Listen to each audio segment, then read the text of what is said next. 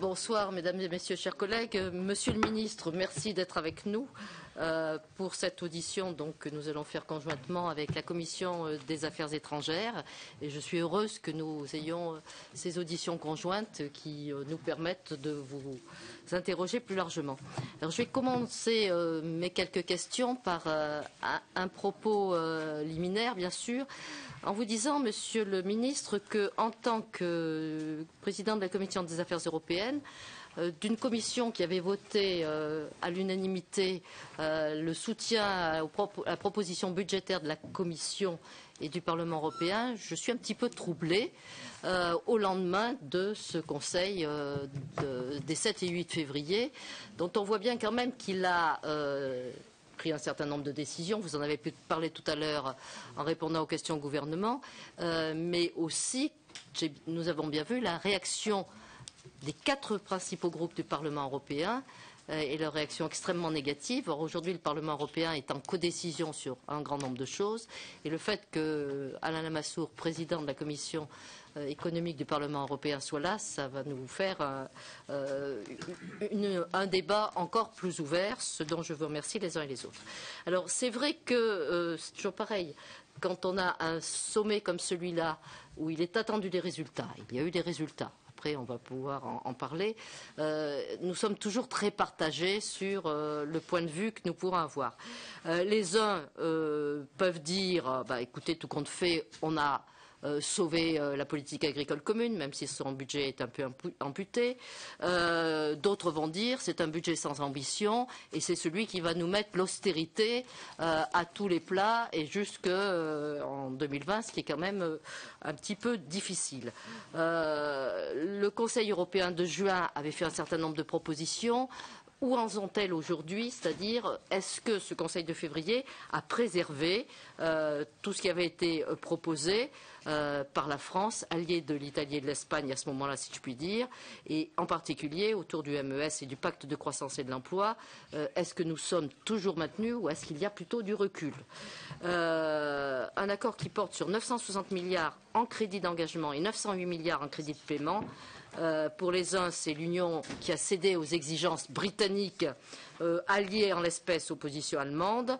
Pour d'autres, au contraire, et la presse allemande, de ce point de vue-là, est un écho intéressant, tout compte fait, on n'est pas allé assez loin dans la voie de l'austérité. Donc nous, au niveau de la France, comment pouvons-nous lire ce budget puisque, vous le savez bien, Monsieur le Ministre, les perspectives financières, nous les suivons pas à pas, et nos 2 rapporteurs, Estelle Grelier, qui est malheureusement pas présente tout de suite, mais Marc Laffineur est là, vont vous redire un petit peu nos positions et notre ambition pour l'Europe.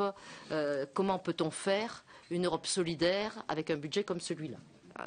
Et puis, effectivement, la crise impliquant plus de solidarité. Moi, je m'appuie sur le très très beau discours qu'avait fait la semaine dernière le président devant le Parlement européen à Strasbourg. Et ce discours, me semble-t-il, a été salué par tout le monde. Il y avait une volonté de la présidence irlandaise d'aller plus de l'avant sur les garanties pour la jeunesse. Et de ce point de vue-là, il me semble que ce qui est sorti du Conseil est plutôt encourageant, puisque du côté de la jeunesse, 8 millions d'euros pour lutter contre le chômage des jeunes, ça n'est pas masse. Ça, c'est le côté positif. Le côté négatif, me semble-t-il, c'est que pour le moment, vont en bénéficier, c'est normal, ce sont les plus en difficulté, les pays qui ont un chômage des jeunes très très fort, supérieur à 20-25%, mais il y a du chômage des jeunes partout ailleurs. Est-ce qu'un budget comme celui-là suffira à traiter l'entièreté du sujet? Notre commission, vous le savez aussi, a été attentive à travers un grand nombre de rapports à des sujets, à des points extrêmement particuliers. Je ne vais pas vous en faire le détail, vous le connaissez, Monsieur le Ministre, mais du coup, est-ce que les résultats qui sortent de ce Conseil européen et avec les moyens qui sont dégagés par l'Europe vont permettre effectivement de répondre aux inquiétudes que nous avons donc sur des sujets aussi fondamentaux que la politique agricole commune ou les transports? Il me semble que du côté des transports européens, il y a peut-être quelques inquiétudes à avoir et vous allez peut-être nous éclairer un petit peu plus là-dessus. Globalement, Monsieur le Ministre, pouvez-vous nous dire comment s'est construit ce compromis? Parce que, après tout, nous sommes un peu à l'extérieur. Et en particulier, la concertation franco-allemande a-t-elle fonctionné ou bien avons-nous été un peu victimes d'une structuration bilatérale qui, me semble-t-il, a été beaucoup favorisée par le président Van Rompuy et qui, du coup, a peut-être pas toujours donné la lisibilité nécessaire à l'entièreté des acteurs de l'Union européenne. Le bilatéral, ça masque parfois un peu ce qui peut se faire au niveau du multilatéral, ou bien est-ce qu'en définitive, ce sont des visions que nous avons eues, nous, de l'extérieur, et vous qui étiez au cœur du débat, vous allez peut-être nous rassurer là-dessus. Alors, n'y a-t-il pas quand même des difficultés budgétaires pour l'avenir, puisque à la fois on nous dit que tout est préservé du côté de la stratégie pour Union européenne 2020, mais en même temps, quid de la lutte contre la pauvreté, de la maîtrise des émissions des gaz à effet de serre, des moyens dédiés à la transition écologique de l'économie. Là-dessus, n'y a-t-il pas du côté des enjeux climatiques un effet parent pauvre de l'Union européenne qui risque au bout du compte d'être un petit peu ennuyeux? Avec Pierre Lequillier, nous nous prêtons à travailler sur une taxe carbone aux frontières de l'Union européenne. Est-ce qu'elle n'est pas mornée avant même qu'on puisse se poser la question? Par ailleurs, et dans le même esprit, notre commission donc pensait qu'il fallait faire progresser la question des ressources propres. Et du coup, ça n'a pas été beaucoup abordé, tout au moins dans les réactions que nous avons eues par rapport à ce Conseil. Alors, pouvez-vous nous dire où nous en sommes à cet égard? Est-ce que les ressources propres sont préservées? Est-ce qu'il y a un calendrier? Et est-ce que du coup nous pouvons nous appuyer là-dessus pour rebondir sur ce qui va sortir? Et puis, dernière question, pour ne pas être longue, parce qu'Elisabeth a aussi plein de questions à vous poser en démarrage. Du côté des clauses de flexibilité, où en sommes-nous? Y a-t-il des possibilités d'un rendez-vous, ça a été dit, de révision budgétaire à mi-parcours?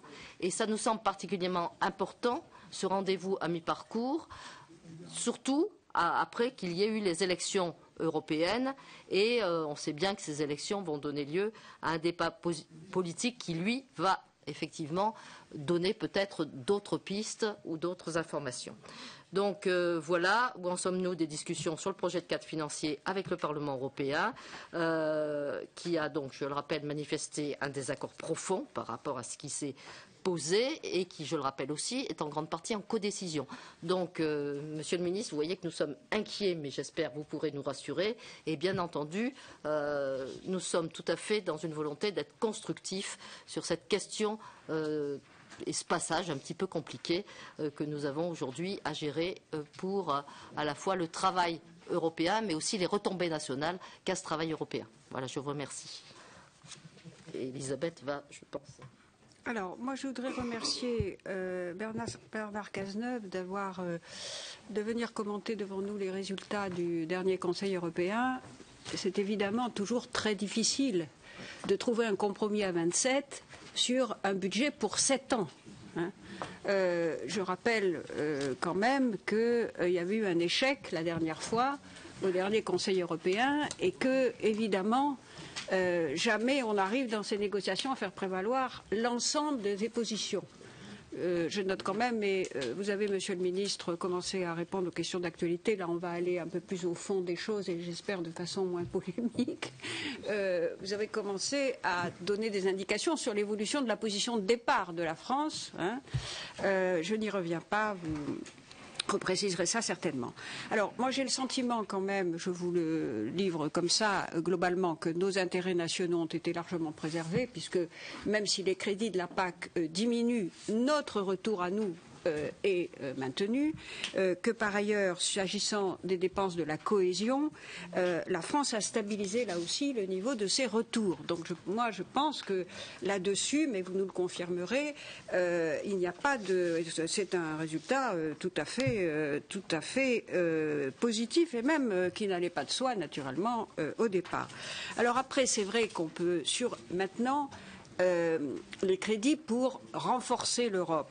Ça, c'est vrai que la situation est un petit peu plus contrastée. On a des résultats quand même, me semble-t-il, non négligeables, en direction notamment de la jeunesse, dont on sait que pour la croissance et pour l'emploi, c'est quand même très très important, avec les crédits du programme Erasmus, à l'initiative du président de la République sur l'emploi des jeunes doté de 6 milliards d'euros, et les crédits affectés à la compétitivité, en particulier à l'infrastructure et au transport, qui augmentent significativement. Mais c'est vrai que la question reste, est-ce que nous n'aurions pas pu aller plus loin sur les crédits d'engagement et les crédits de paiement? C'est évidemment une question légitime, mais vous nous direz évidemment, me semble-t-il, ce qu'il faut, c'est que vous nous éclairiez d'abord sur la réalité de la négociation. Moi, j'ai été frappée de voir à quel point une partie de la presse, mais pas toute la presse quand même, donnait une lecture de ce compromis, qui est un compromis évidemment, qui me paraissait quand même très très biaisé par rapport à ce que je pouvais savoir du contenu de la négociation. Mais vous y étiez, je n'y étais pas. Donc la réalité de la négociation. Les plafonds globaux sont nettement supérieurs à ceux qui ont été défendus par le Royaume-Uni, mais c'est vrai qu'ils sont en baisse par rapport au cadre financier actuel. Donc comment est-ce que la discussion s'est passée? Comment est-ce que nous sommes entrés dans la négociation? Quelles étaient les positions défendues par la France sur les autorisations d'engagement et les crédits de paiement? Je précise qu'il est de tradition que la discussion se passe sur les crédits d'engagement et pas sur les crédits de paiement, et que le Royaume-Uni a manifestement voulu, et d'ailleurs avec un certain succès s'agissant de cette presse dont je parlais, brouiller les choses pour donner le sentiment qu'ils avaient une grande victoire, alors que le résultat est évidemment très très inférieur à ce que le Royaume-Uni souhaitait dans cette négociation. Alors comment se sont positionnés nos partenaires? L'Allemagne, par rapport à nous, bien sûr, mais aussi le Royaume-Uni, car c'est vrai que c'est un peu paradoxal de voir, comme je crois l'a souligné M. Monti, que c'est un pays dont on ne sait même pas s'il sera encore membre de l'Union européenne dans 2 ans, venir proférer des exigences qui, d'ailleurs, à ma connaissance, n'ont pas été satisfaites. Alors, ça, c'est la première question, la réalité de la négociation, avec les chiffres exacts sur les crédits d'engagement et les crédits de paiement, les comparaisons avec la période précédente. Ma deuxième question porte en effet sur la phase de dialogue avec le Parlement européen. Bon, Alain Lamassoure est là, il y insistera. Le Parlement européen a manifesté par la voix de son président et des 4 présidents de groupe sa volonté d'obtenir ce qu'il appelle la flexibilité sur les rubriques et sur les années, et d'autre part une clause de révision. J'ai noté dans les conclusions qu'à notre demande, semble-t-il, nous avions accepté une flexibilité maximale. Le Conseil européen a consenti une flexibilité maximale. Comment vont se passer les discussions avec le Parlement européen? Mon opinion, mais vous me direz si vous êtes d'accord, Monsieur le Ministre, c'est que je pense que nous avons intérêt à nous appuyer sur le Parlement européen pour obtenir, évidemment, encore des améliorations. Et notamment pour voir bien vérifier si les crédits d'engagement les crédits de paiement, pardon, à 908 milliards d'euros seront effectivement suffisants. Enfin, ma troisième question sera pour vous interroger sur le volet qui, c'est vrai, on aurait pu espérer mieux sur les recettes. On en a peu entendu parler dans la presse en tout cas, mais je crois qu'il y a eu des discussions très très importantes. Nos intérêts nationaux, là encore, sont préservés, puisque pour la première fois, nous avons une baisse de notre contribution au financement des rabais. Ça n'avait jamais été le cas, mais c'est vrai qu'il n'y a pas eu de réforme d'ensemble des mécanismes de correction et que même il y a eu un rabais pour le Danemark. Donc la question des ressources reste sur la table. Et comment est-ce que vous pensez que nous puissions faire progresser avec le Parlement européen, conformément à ce que le président de la République a dit dans son discours au Parlement européen, comment pouvons-nous avancer sur cette question des recettes en cohérence avec notre volonté d'établir une taxe sur les transactions financières? Voilà, Monsieur le Ministre, à cette avalanche de questions, nous vous remercions de bien vouloir répondre. Bien, Mesdames les Présidentes, merci beaucoup pour votre accueil.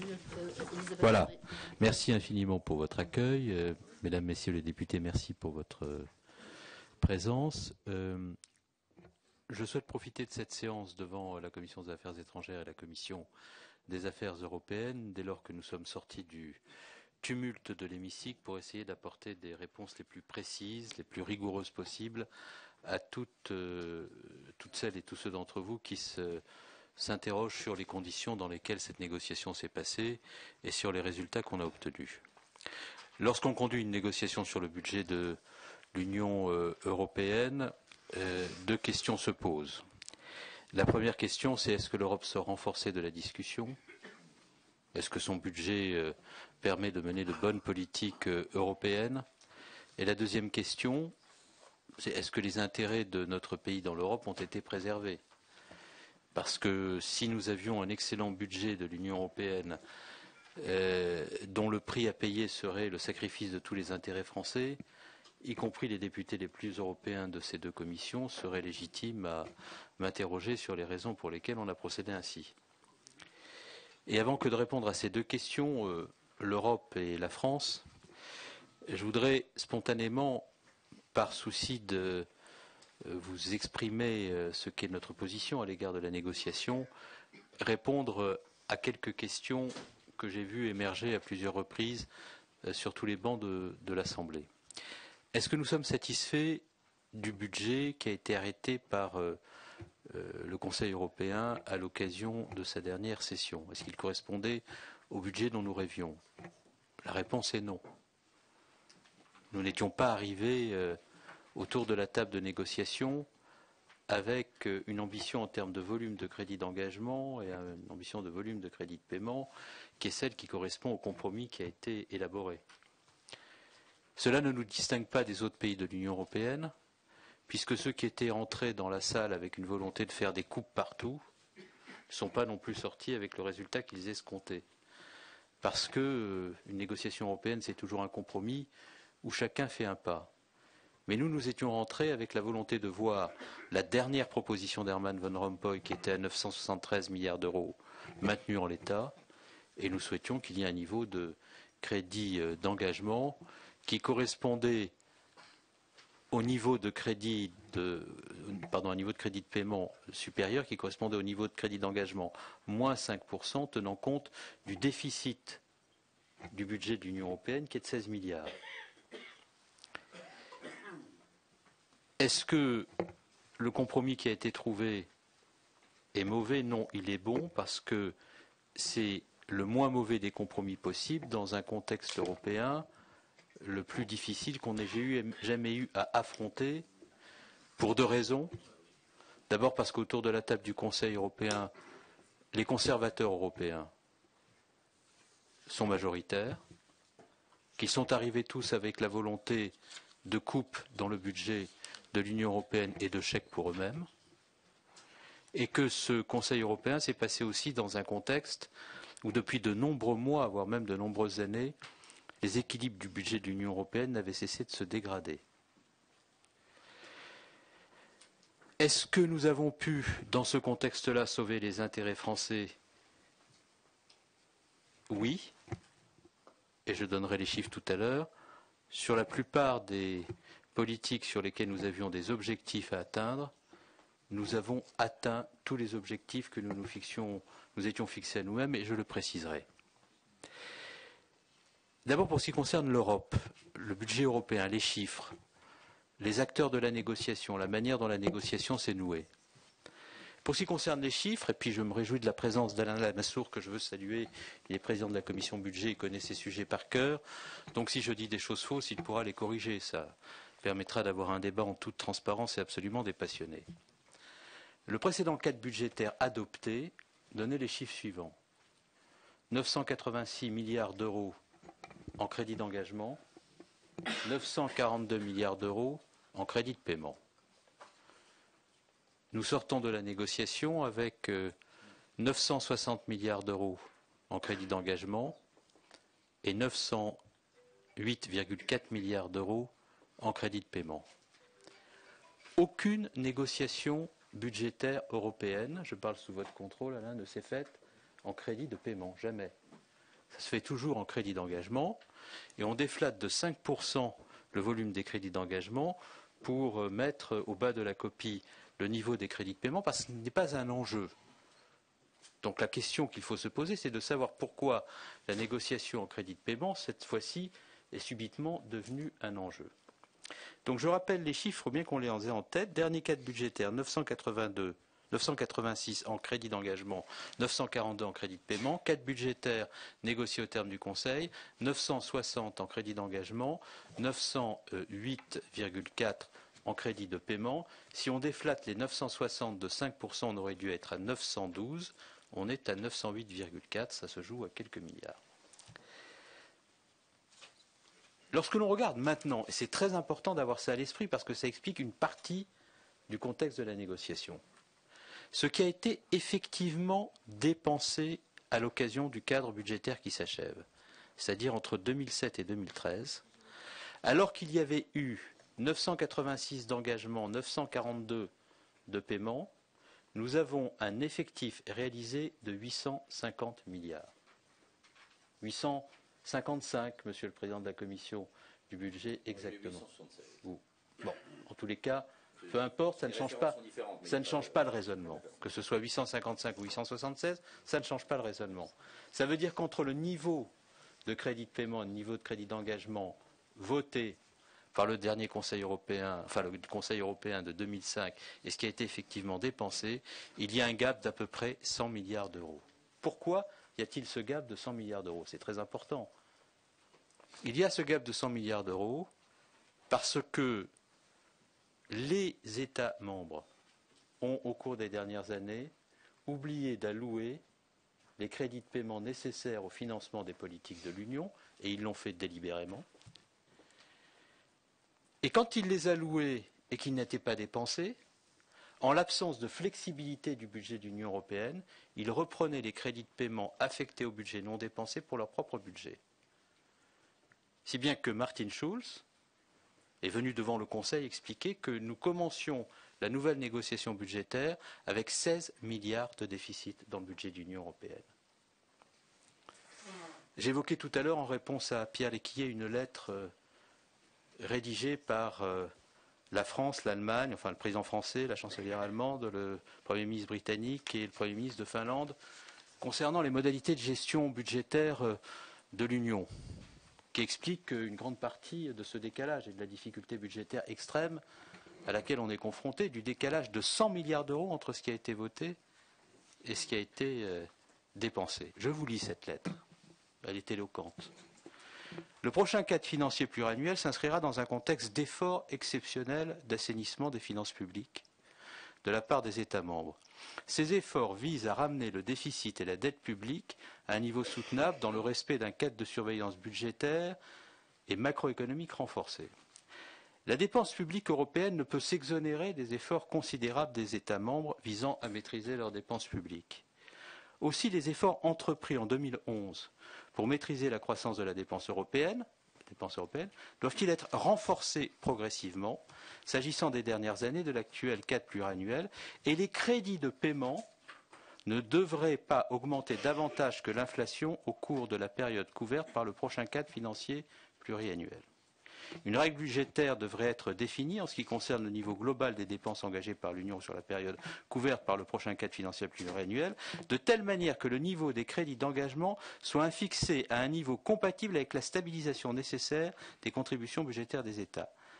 Dans cette logique, les crédits d'engagement ne devraient pas excéder leur niveau de 2013, corrigé d'un taux de croissance inférieur à celui de l'inflation, pendant la durée du prochain cadre financier pluriannuel. La mise en œuvre de politiques européennes ambitieuses au service des citoyens est possible avec un volume de dépenses moindre. Elle exige une meilleure utilisation des fonds disponibles, l'enjeu des prochaines années, etc. Ce qui signifie qu'il a été organisé la non-allocation en crédit de paiement au cours des dernières années des moyens dont l'Europe pouvait réclamer l'allocation compte tenu des budgets qu'elle avait votés, d'où le décalage de près de 100 milliards entre les crédits de paiement alloués et le niveau des engagements votés. Si, comme le demande le Parlement européen, dans le communiqué de tous ses présidents de groupe et de son président, le prochain budget de l'Union européenne est voté avec une flexibilité maximale entre les rubriques, entre les années, avec une clause de revoyure à mi-parcours, les conditions de mobilisation de crédits de paiement pour le budget de l'Union européenne devraient permettre de mobiliser jusqu'à 50 milliards de plus d'argent au bénéfice des politiques de l'Union par rapport au cadre budgétaire précédent. Si vous introduisez la flexibilité maximale entre les rubriques, entre les années, pour permettre le report à nouveau des crédits de paiement non dépensés, éviter le retour de ces crédits de paiement dans le budget des États, et faire en sorte que ce qui n'a pas été dépensé sur une politique qui n'a pas mobilisé ses crédits puisse l'être sur l'autre, vous aurez une possibilité de dépenser jusqu'à 50 milliards d'euros de plus. Ceci étant, nous considérons que le maintien du décalage entre les crédits d'engagement et les crédits de paiement, tels que souhaités par un certain nombre de pays conservateurs qui sont autour de la table en situation de faire valoir au même titre que nous leurs sentiments, n'a pas contribué à faciliter la négociation. Nous sommes dans un contexte institutionnel très différent de celui qui a prévalu jusqu'à présent, puisque le Parlement européen, avec le traité de Lisbonne, doit donner un vote conforme. S'il n'y a pas de vote conforme, le compromis qui a été élaboré ne tient pas. Par conséquent, le Parlement européen a la possibilité de faire écho aux préoccupations qui ont été les nôtres au sein du Conseil européen, pour faire en sorte que la flexibilité, la révision à mi-parcours, les moyens alloués au budget de l'Union européenne sur un certain nombre de politiques soient pris en compte, de telle sorte à faire en sorte que les errements du passé ne soient pas possibles pour l'avenir. Et si nous arrivons à introduire ces éléments de flexibilité et de révision à mi-parcours, nous aurons des conditions d'exécution de ce budget qui n'auront rien à voir avec celles qui ont prévalu au cours des dernières années. C'est le premier point sur lequel je voudrais insister. Le deuxième point sur lequel je voudrais insister concerne les politiques de l'Union elle-même. Il y a eu, de la part de ces pays qui avaient signé cette lettre et qui étaient arrivés avec la volonté de réduire la négociation à une discussion sur des coupes dans le budget et des rabais pour eux-mêmes, une volonté de s'attaquer à un certain nombre de politiques de l'Union. Et je voudrais là dire quelques mots sur le Royaume-Uni. Le Royaume-Uni s'était fixé un objectif dans la négociation que le Premier ministre britannique a exprimé devant son Parlement. C'était d'avoir 200 milliards de coupes par rapport à la proposition de la Commission. Et une traçabilité de ces propos, on peut les retrouver. 200 milliards de coupes par rapport à la proposition de la Commission. La proposition de la Commission, c'était 1047. 200 milliards de coupes par rapport à la proposition de la Commission, ça faisait un budget de l'Union européenne en crédit d'engagement de 847 milliards. Nous terminons à 960. Et il volait 885 milliards en crédit de paiement, nous terminons à 908. Et comme le Premier ministre britannique s'est rendu compte qu'il n'arriverait pas à tenir ses objectifs en crédit d'engagement, il a introduit pendant la négociation une notion nouvelle qui est celle des crédits de paiement pour essayer d'obtenir en crédit de paiement ce qu'il savait ne pas pouvoir atteindre en crédit d'engagement. Et c'est par cet artefact, cet effet d'optique, qu'a été obtenu le très grand succès, puisque là, pour les Britanniques, le succès se mesurait à leur capacité à atteindre le niveau de coupe dans le budget de l'Union européenne pour rendre impossible la conduite des politiques de l'Union. Mais si on regarde les faits en réalité, ils voulaient 200 milliards de coupes par rapport à 1047, ce qui conduisait à 847, on termine à 960, et c'est par la réintroduction d'un raisonnement au crédit de paiement qu'ils parviennent à afficher un objectif qu'en réalité ils n'ont pas atteint. C'est ce qu'on appelle la victoire de David Cameron. On peut avoir une bonne communication pour dissimuler la difficulté qu'on a à atteindre ces objectifs de négociation. Ce qui comptait pour nous, c'est de faire en sorte qu'en termes de volume de budget, nous puissions aller le plus loin possible dans un contexte le plus difficile possible, et surtout que nous soyons en situation de préserver les intérêts français. Alors je veux parler des intérêts français, parce que beaucoup d'entre vous se sont inquiétés sur notre capacité à sauver les crédits de la politique agricole commune, sur la capacité du gouvernement à sauver la politique de cohésion, sur la capacité du gouvernement à engager une discussion avec ses partenaires qui permettent de limiter sa contribution au chèque britannique, sur la capacité du gouvernement à maintenir le PEAD, à maintenir le fonds d'adaptation à la mondialisation. Nous avions un agenda quand nous sommes entrés dans la négociation. Par rapport à cet agenda, quels résultats avons-nous obtenus? Notre agenda était le suivant. Nous voulions préserver les politiques les plus communautarisées dont nous bénéficions et notre retour sur ces politiques. Politique agricole commune, politique de cohésion. Nous voulions diminuer, pour la première fois depuis 1984, nous essayons de faire ça, notre contribution au financement des chèques britanniques et autres chèques européens.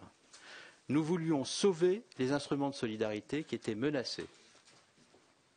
Et nous voulions obtenir un instrument pour le chômage des jeunes qui permette d'abonder les moyens dont les régions de cohésion bénéficient à leur profit.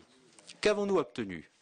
Et je vais vous donner des chiffres précis. Sur la politique agricole commune, nous maintenons dans un contexte où le budget de la politique agricole commune globale diminue de 11% l'intégralité de nos retours.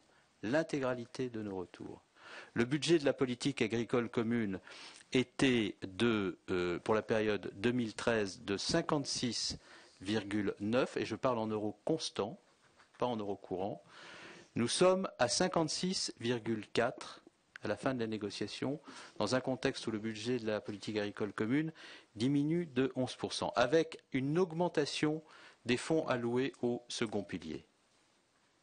Donc ce qui signifie concrètement que les agriculteurs français, dans un contexte où des menaces très lourdes et des diminutions de budget ont pesé sur la politique agricole commune, verront leur retour au titre de cette politique totalement garanti, ce qui nous permettra d'engager la convergence des aides, le verdissement de la politique agricole commune. C'était un objectif que nous nous étions assignés, nous l'avons totalement atteint. Deuxième objectif, les fonds de cohésion. Pour ce qui concerne les fonds de cohésion, je vais vous donner là aussi les chiffres en euros constants. Nous avions pour la période précédente, qui avait un volume de budget beaucoup plus important, 47,57 milliards, nous sommes à 47,12. Ah, 14,12. 14,57 milliards, 14,12. Si on ajoute à cela le fonds pour le chômage des jeunes de 6 milliards, qui pourra bénéficier à un certain nombre de régions qui ont un taux de chômage important, nous sommes à un volume de fonds susceptibles d'être alloués aux régions qui bénéficiaient des fonds de cohésion beaucoup plus important que celui qui prévalait à l'occasion du cadre budgétaire précédent. Pour ce qui concerne notre contribution au chèque, nous avons voulu engager une réforme des ressources propres, la présidente en a parlé tout à l'heure. Nous n'avons pas abouti à l'objectif qui était le nôtre en matière d'alimentation du budget de l'Union européenne par la taxe sur les transactions financières ou la fiscalité carbone. Mais cela est ouvert en perspective dans le cadre des discussions en cours au sein du Conseil européen au titre des travaux conduits par Herman Van Rompuy. Mais en revanche, nous avons réussi à engager un début de réforme permettant pour la première fois depuis 1984 la diminution de notre contribution au chèque des autres et notamment au chèque britannique. Par une modification des droits de perception attachés aux droits de douane, par une modification des rétrocessions TVA des pays au budget de l'Union européenne, nous voyons pour la première fois notre contribution au chèque diminuer. Pour la première fois, depuis 1984. Quand on ajuste, quand on additionne le retour sur la politique agricole commune, le retour sur la cohésion et la diminution de notre contribution au chèque, nous voyons notre solde net passer de 0,33 à 0,31, ce qui est pour la première fois depuis qu'un budget européen est élaboré, une amélioration de notre solde net, pour la première fois depuis le début des budgets de l'Union. Nous améliorons notre solde net. Enfin, je voudrais dire quelques mots sur les fonds de solidarité. Le PEAD et le fonds d'adaptation à la mondialisation, par-delà le fonds pour les jeunes de 6 milliards d'euros que nous avons créé à l'occasion de cette discussion. Pour ce qui concerne tout d'abord le PEAD, Je ne veux pas faire de polémique sur le PEAD, mais je veux simplement rappeler des faits. J'ai entendu dire, notamment un de vos collègues qui a exercé des responsabilités dans la précédente équipe, que vraiment le PEAD à 2,5 milliards, c'était absolument scandaleux et que nous avions échoué à maintenir les sommes de ce programme. Mais ce programme a une histoire, et lorsque nous avons engagé la négociation, nous avons trouvé une situation. Quelle est l'histoire de ce programme? Ce programme, il était alimenté par des surplus agricoles. Ces surplus agricoles ont disparu avec l'évolution de la politique agricole commune et on a substitué à ces surplus agricoles une allocation de moyens budgétaires issus des moyens de la politique agricole commune dont l'Allemagne a considéré qu'ils n'étaient pas légaux, parce que comme vous le savez, quand on alloue des sommes à des politiques au titre de l'Union européenne, c'est parce que le budget a été voté que la base législative permet l'allocation de ces fonds.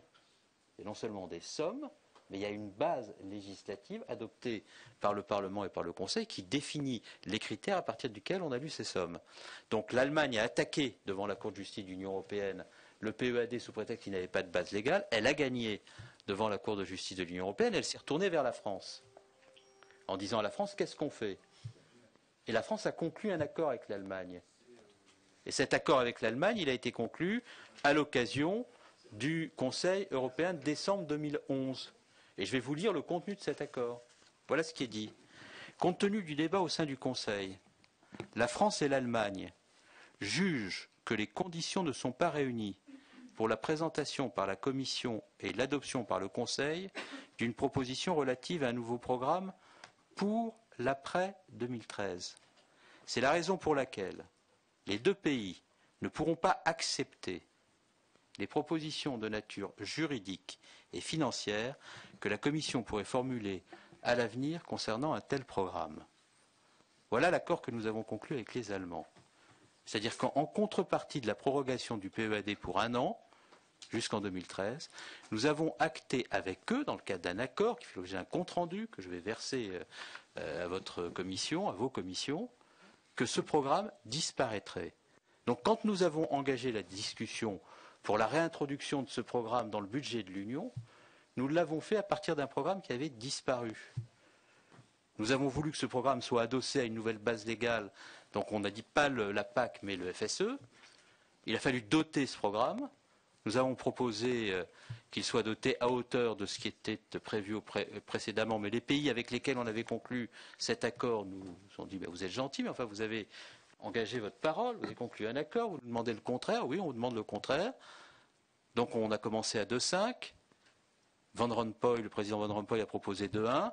Et à l'occasion de la négociation qui s'est déroulée vendredi et samedi dernier, le président de la République a demandé à ce qu'on remette à 2,5. Et de manière à ce que l'on puisse préserver ce programme et continuer à travailler. Et par ailleurs, pour ce qui concerne le fonds d'adaptation à la mondialisation, les mêmes pays qui voulaient des coupes et des chèques pour eux-mêmes voulaient que le fonds d'adaptation à la mondialisation disparaisse. Ils avaient proposé une enveloppe de 500 millions. Nous terminons avec 1,5 milliard. Donc voilà précisément, chiffre en main, point par point, ce que nous avons obtenu au regard de ce que nous voulions obtenir.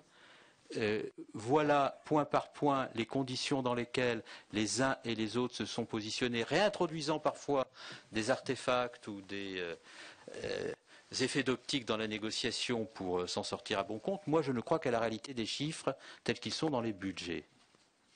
Est-ce que nous aurions pu avoir plus? Oui, bien sûr. Si autour de la table, il y avait eu des gouvernements pensant comme nous aurions pu avoir plus. Mais ce n'est pas le cas. Et par conséquent, nous avons réussi dans cette négociation à aller le plus loin possible, en sachant que le Parlement a de nouveaux pouvoirs qu'il pourra utiliser pour transformer l'essai. En sachant que il y a, si la flexibilité est actée, des possibilités de bonifier ce budget pour faire en sorte que l'essentiel soit préservé. Je voudrais terminer sur la question de la croissance et sur un certain nombre de programmes qui comptent. J'entends dire que ce budget à 973 milliards aurait été bon, à 960 qui serait un budget d'austérité. Mais avec ce budget-là, sur la rubrique 1A qui finance les politiques d'innovation en faveur des PME et de croissance, quels chiffres obtenons-nous? Nous avions un budget de croissance qui était de 90 milliards dans le précédent budget, 94 exactement. Nous sommes aujourd'hui à 130 milliards. Nous avons une augmentation de 40% du budget alloué à la croissance. Le programme Connecting Europe, qui fait la transition énergétique, les transports de demain, la numérisation des territoires, augmente de 140%. Le programme Erasmus, dont nous avons vu les difficultés de financement à l'occasion des débats que nous avons eus sur le budget rectificatif numéro 5 au mois d'octobre ou novembre, voit son enveloppe augmenter de façon très significative pour éviter que ce qui s'est passé au cours des derniers mois ne se reproduise. Donc, je propose simplement que, pour conclure, que nous regardions ces sujets honnêtement, chiffres en main, à partir de l'endroit d'où nous partons, de ce qu'est la réalité du paysage politique de l'Union. Enfin, je conclus en disant un mot sur les rapports avec l'Allemagne. Je sais qu'il y a une obsession, en même temps que c'est une ligne de communication et d'expression d'une opposition, consistant à dire que la relation avec l'Allemagne s'est dégradée. C'est devenu obsessionnel, c'est devenu récurrent, c'est devenu litanique. Nous avons, à l'occasion du Conseil des ministres franco-allemands, qui s'est tenu le 23 janvier dernier, sorti une déclaration commune où 70 actions concrètes ont été actées, dont le secrétariat général pour la coopération franco-allemande est chargé de la mise en œuvre et a commencé à définir en liaison avec les différents ministres concernés les conditions de leur application. Nous avons, avec l'Allemagne, sur tous les sujets sur lesquels on nous expliquait qu'il était difficile d'avancer, qu'il s'agisse de la supervision bancaire, qu'il s'agisse de l'union bancaire, trouvé des compromis qui ont permis à l'Europe de progresser dans la bonne direction. Que nous ne soyons pas d'accord surtout avec l'Allemagne est consubstantiel aux relations franco-allemandes. Les choses ont toujours été ainsi.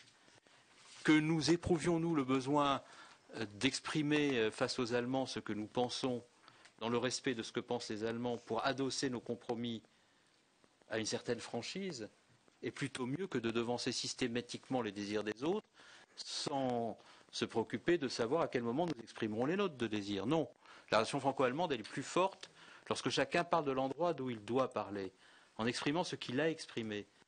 Et les compromis sont plus forts lorsque la franchise est là, lorsque les choses sont dites.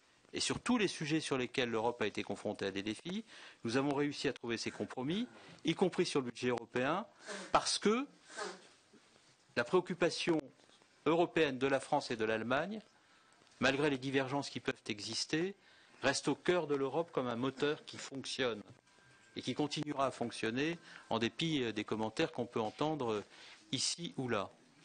Voilà ce que je voulais vous dire et je suis prêt à répondre à toutes vos questions. Merci, Monsieur le Ministre. Alors, je sais qu'Elisabeth Guigou doit partir dans quelques minutes. Si elle a une question complémentaire. Non, merci beaucoup. Alors, vous êtes 18 inscrits, mais je pense qu'Alana... 19, donc. 20. Je pense qu'Alana Massour va peut-être nous éclairer du côté du Parlement européen. Et ensuite, je vous propose que soyez très court, 2 minutes si possible par question. Ça serait parfait. Oh, j'ai été brève, monsieur. Merci Madame la Présidente, Mesdames les Présidentes de votre invitation. Merci Monsieur le Ministre de ces précisions. Pour le Parlement européen, l'accord intervenu au Conseil européen pose 2 problèmes majeurs qui n'ont pas de précédent dans la gravité. D'abord un problème politique qui a été exprimé de manière tout à fait inhabituelle par un communiqué commun des 4 présidents des 4 grands groupes du Parlement européen. Le PPE, les conservateurs, les socialistes et démocrates, les libéraux-démocrates qui sont les centristes et les Verts. Donc des groupes qui s'affrontent habituellement et qui là sont unis pour exprimer leur désaccord en face d'un budget qui diminuerait pour 7 ans. Il est clair qu'on ne pourra pas avoir une Europe plus forte, qu'on ne pourra pas avoir une Europe plus solidaire. Et ça a été moins souligné, mais le Parlement européen y est très attentif, qu'on n'aura pas non plus, dans la manière dont elle est financée et dans l'argent qu'elle distribue, une Europe plus juste.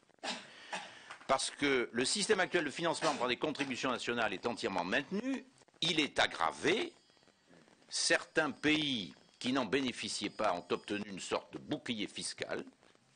Le Danemark, Et vous nous l'apprenez, Monsieur le ministre, la France, tant mieux pour la France, tant pis pour les autres.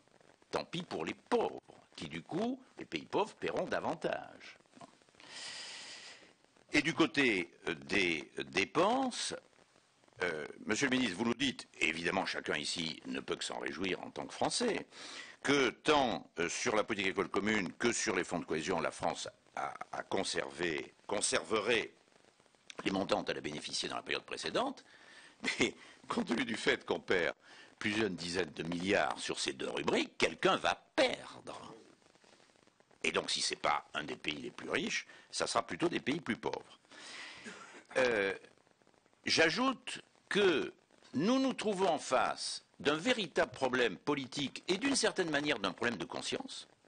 Il s'agit de décider pour 7 ans, nous sommes renouvelables l'an prochain. C'est le cas d'ailleurs dans les autres institutions du président du Conseil européen, dont le mandat expirera définitivement, il a été renouvelé une fois, il ne peut pas l'être 2 fois, du président de la Commission européenne et de tous les commissaires. Est-il politiquement honnête, économiquement sérieux dans la période d'incertitude actuelle, de figer pour 7 ans et en baisse le budget de l'Union et de condamner nos successeurs à 7 ans de disette, et même donc les successeurs de nos successeurs, pour faire sourire, mais en même temps pour expliquer la signification politique. Le calendrier normalement prévu pour cette négociation, c'était aboutissement début 2012. La Commission européenne a fait ses propositions, comme prévu par les traités, en juin-juillet 2011, en vue que le Conseil européen commence à examiner et aboutisse à une décision début 2012. Le Conseil européen, avec l'accord du Parlement, sagement a décidé de retarder un peu, parce que la France était en campagne électorale et qu'on savait bien que la délégation française n'avait que des instructions provisoires. Mais imaginons qu'on ait eu un accord de ce type il y a 1 an. Le nouveau président de la République française, son nouveau gouvernement, sa nouvelle majorité, se seraient retrouvés ligotés dans leur politique européenne pour toute la durée de leur mandat, par une décision prise par leurs prédécesseurs. Ils auraient protesté, à juste titre. Nous sommes dans cette situation. Et quand vous dites, Monsieur le ministre, la flexibilité est ouverte, vous pourrez avoir plus de 50 milliards, alors dites-moi là-dedans où la flexibilité est ouverte. Il y avait un paragraphe sur la flexibilité qui a été retiré expressément à la demande de M. Cameron. Et donc la flexibilité est entièrement à négocier. Donc nous avons un problème politique. Mais nous avons aussi un problème institutionnel, et qui est encore plus grave. Malgré l'insistance publique, privée, par des résolutions votées en plénière, par participation aux réunions du Conseil Affaires Générales de la délégation du Parlement, depuis 18 mois, notre insistance a répété que le traité de Lisbonne est intervenu depuis, et que dans les matières qui ont été traitées par le Conseil européen, sur ces conclusions de 46 pages, je n'ai pas fait le total, mais il y en a au moins la moitié qui relève de compétences législatives. Et on comprend pourquoi. Parce que pour accommoder chacun des États membres, on sait bien qu'on n'a pas eu un vrai débat sur l'avenir de l'Union européenne et le financement de ses politiques. On a eu 27 négociations parallèles nationales, où chacun a essayé de tirer son épingle du jeu. Vous avez montré, Monsieur le ministre, de manière très éloquente et convaincante, comment la France avait cherché à tirer son épingle du jeu. Mais pour parvenir à ce résultat extraordinaire, qu'un pays comme la France, qui est de loin le principal bénéficiaire de la politique agricole commune, à un moment où les crédits de la politique agricole commune baissent de 11%, elle arrive à maintenir quand même son chiffre.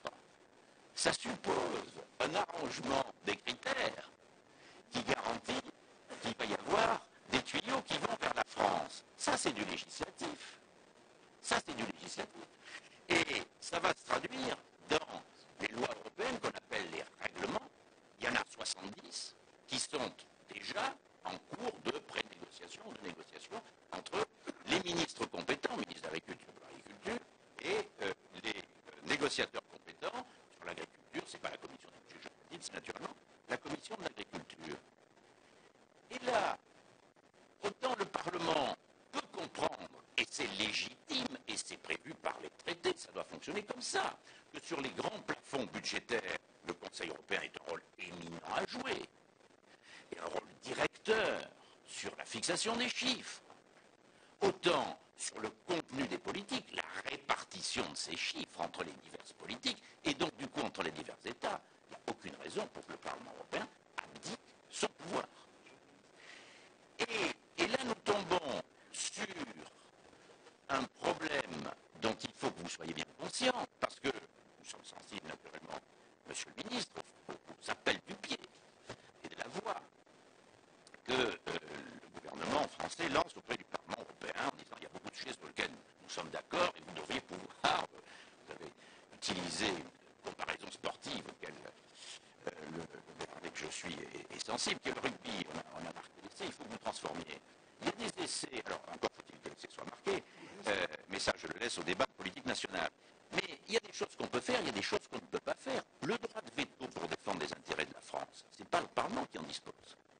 Et quand on va se retrouver en commission d'agriculture pour voir quelles sont les conséquences des critères élaborés à 2 heures du matin, dans le secret à huis clos, par le Conseil européen, qu'on va voir la traduction pays par pays. Si ce que vous dites est vrai, je ne le mets pas en doute à ce stade, les Français sont contents, mais les autres, si en moyenne on perd 11% et la France fait 0, quelque part il y a quelqu'un qui perd 20 ou 25, comment je vais réunir en commission d'agriculture une majorité pour soutenir ce qui a été décidé au Conseil européen? En matière de politique de cohésion, ça va être la même chose. En matière de transport, ça va être la même chose. En matière d'emploi des jeunes, nous sommes tous d'accord pour créer un fonds, en fait, une ligne budgétaire, c'était une présentation, pour aider les régions ou les pays où le taux d'emploi des jeunes, enfin, le taux de chômage, hélas, des jeunes est particulièrement élevé. Je serais extraordinairement surpris qu'il n'y ait pas des amendements au Parlement européen pour faire bénéficier des pays qui ne sont peut-être pas à 25% de chômage, mais qui sont à 18% ou à 19%. Créer une sorte de catégorie intermédiaire qui pourrait s'y opposer collectivement. Personne, évidemment. Mais ça veut dire quoi? Ça veut dire que par la force des choses, le Parlement européen sera amené à changer certains critères et donc à faire tomber le château de cartes savamment élaboré par le président Van Rompuy, parce qu'une fois qu'on aura changé les critères, on découvrira que peut-être que tel pays ne...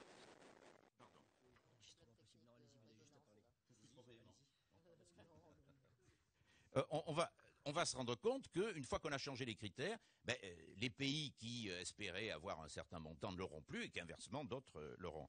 Ce qui fait que nous nous trouvons devant un problème extrêmement difficile qui additionne un vrai conflit politique, je dirais relativement simple, plus ou moins d'argent, et puis un problème institutionnel qui est infiniment plus complexe. Et je terminerai en disant que si l'on souhaitait, mais le souhaite-t-on, et entre nous tous ici sans que cette seule phrase-là ne sorte, est-ce notre intérêt à nous Français? Bon. Je reviens on, après avoir posé cette question off. Si nous souhaitons que ce compromis obtenu au Conseil européen soit validé par le Parlement européen, il faut convaincre 378 députés. La moitié des députés. Il faut les convaincre, et là, ne votent que les présents. Et il faut qu'il y ait 378 voix pour. Ceux qui votent contre, bien sûr, mais aussi ceux qui ne prennent pas part au vote, et les absents sont considérés, et ceux qui s'abstiennent sont considérés comme votant contre. Compte tenu de cette situation, ça me paraît extrêmement difficile. D'autant que le Parlement n'est pas pressé. Le temps ne travaille pas contre l'Europe, si je puis dire, dans cette affaire. Il travaille contre certains pays qui verraient leurs privilèges en matière de contribution au budget européen disparaître à la fin de l'année s'il n'y a pas renouvellement de l'accord. Et dans l'hypothèse où il n'y aurait pas d'accord d'ici la fin de l'année, c'est l'actuel cadre budgétaire qui serait prolongé pour 1 an. Et comme les plafonds sont plutôt plus élevés que ceux qui sont sortis du Conseil européen, après tout, ça ne serait pas un drame. Ça permettrait d'attendre la campagne électorale de l'année prochaine, une nouvelle majorité au Parlement européen, un nouveau président de la Commission européenne qui sera élu par le Parlement européen au lendemain de son élection. Et au fond, cette nouvelle équipe, cette nouvelle majorité pourront se doter du cadre budgétaire correspondant à la politique sur laquelle ils ont été élus. Merci. Oui, Monsieur le Ministre, une réponse à notre ami responsable de la Commission du budget du Parlement européen, et puis ensuite nous prendrons la série des questions. Attendez, excusez-moi, je vais vous donner celui-là aussi parce qu'apparemment il y a un problème d'enregistrement. Et simplement lui dire que si je partage un certain nombre de points avec lui, je suis en désaccord avec d'autres. D'abord, je suis en désaccord avec des choses fausses que vous avez dites, pardonnez-moi de vous le dire, Monsieur le Président, concernant la flexibilité. Parce que vous avez lu comme moi le compte-rendu du Conseil européen. Point 109 du Conseil européen, je vous le lis. Une flexibilité spécifique et aussi grande que possible sera mise en œuvre afin de respecter l'article 323 du TFUE et de permettre à l'Union de remplir ses obligations. Ce point fera partie du mandat sur la base duquel la présidence fera progresser les discussions avec le Parlement européen conformément au point 11. Donc je ne sais pas à quel moment M. Cameron a fait disparaître cette disposition du compte-rendu du Conseil européen, mais il n'a pas fait disparaître, c'est le compte-rendu du Conseil européen, vous l'avez lu comme moi. Par conséquent, moi j'attache beaucoup de prix à ce que nos échanges, même si nous avons tous nos appartenances politiques, soient honnêtes et convenables entre nous. Nous exerçons des responsabilités publiques, on doit la vérité à ceux qui nous écoutent, et par conséquent, dire qu'il n'y a pas de possibilité d'avoir de la flexibilité au sein du Parlement européen parce que le Conseil européen n'en a pas décidé, parce que M. Cameron n'en aurait pas voulu et que nous ne pourrons pas dépenser plus que la fois précédente parce que cette flexibilité n'est pas possible, je vous renvoie à la page 42.109 des comptes rendus du Conseil européen. Vous aurez la confirmation de ce que je viens de vous dire. C'était la clause habituelle. Non, monsieur, non. non. C'est la manière dont on l'a décidé. Non, monsieur Lamassoure. Non. Pardonnez-moi, monsieur Lamassoure, cela n'est pas exact. Cette clause de flexibilité n'était pas dans les comptes rendus du Conseil. C'est à l'occasion de la dernière séance de discussion que le président de la République a demandé à ce qu'elle soit introduite, pour être tout à fait transparent avec vous, au terme d'une discussion avec le président Schulz. Moi, je comprends parfaitement que l'on puisse sur ces sujets avoir des débats. Je comprends parfaitement qu'on puisse expliquer, sous prétexte que la configuration politique, notamment de notre pays, a changé, qu'il faille demander aujourd'hui des choses qu'on ne demandait pas hier. La seule chose que je demande, même si je comprends tout ça, c'est qu'on soit précis et qu'on dise des choses justes. Donc, la clause de flexibilité, elle est dans les décisions que nous avons prises collectivement, c'est l'article 109, page 42, vous pouvez le vérifier. Le deuxième point sur lequel je voudrais apporter un tout petit sentiment, c'est que vous dites, mais tout ça est vraiment très mauvais, il aurait fallu plus de budget. Mais Monsieur le Président de la Commission du budget, le Président de la République vous a répondu au Parlement européen. Vous nous demandez à nous, qui sommes minoritaires autour de la table, de faire tout ce que les gouvernements que soutient le PPE ne veulent pas faire. Je veux dire, à un moment donné, là aussi, il y a une clause d'honnêteté politique et de transparence. Ce n'est pas nous qui avons voulu que le budget soit diminué. Ce sont les gouvernements que le groupe auquel vous appartenez soutient, partout dans les pays de l'Union européenne, et notamment au Parlement européen. Et voilà que par un effet de langage, sous prétexte que le gouvernement de la France a changé, que le précédent président de la République avait signé la lettre que je viens de vous lire, il faudrait que nous soyons comptables, nous, de tous ceux dont les gouvernements que soutient votre groupe ne veulent pas. Il y a une limite à cette argumentation. Le président de la République vous l'a dit, je suis son ministre, je pense la même chose que lui, non pas parce que je suis son ministre, mais parce qu'il a raison de penser ainsi, en l'occurrence, sur ce sujet, et je vous redonne la même réponse. Quand nous avons été autour de la table au Conseil européen, ce ne sont pas les gouvernements sociaux-démocrates qui ont demandé cela, ce sont d'autres, ils sont majoritaires. Donc vous avez tout pouvoir, Monsieur Daul, vous-même, les présidents de la CDU, d'appeler Madame Merkel et les responsables européens pour leur dire que le budget ne vous convient pas. Et vous avez tout à fait le droit de leur dire que la position française est soutenue par vous.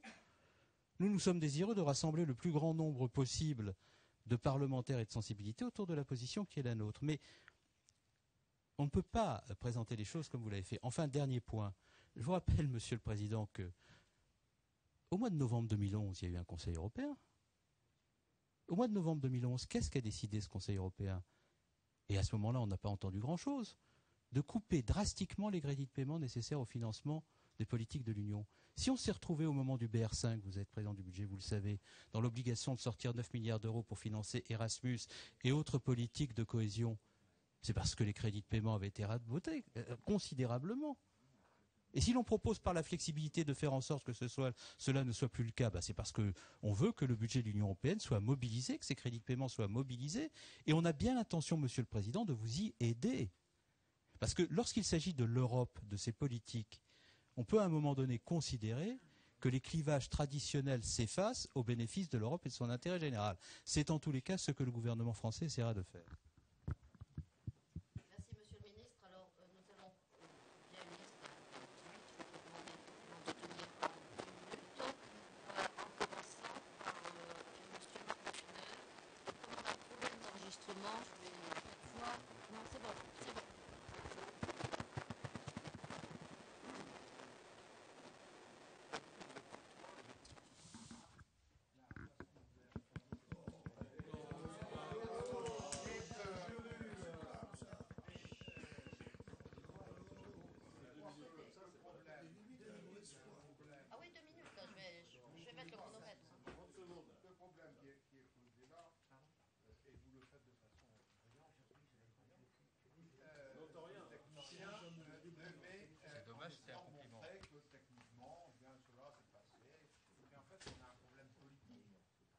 ça qui nous embête le plus. C'est de voir que depuis quelques mois, la France est isolée. Et que les négociations entre l'Allemagne et l'Angleterre, et que nous sommes mis devant le fait accompli en permanence. Le président de la République avait dit qu'on ne voterait pas le traité européen. Oui, mais ça passe pour une diffusion. Le traité européen à la virgule près de ce qui avait été fait. Nous prouvons ici dans cette négociation sur la politique, sur le budget européen qui est imposé par l'Allemagne et par l'Angleterre. D'ailleurs, les négociations que vous avez pu avoir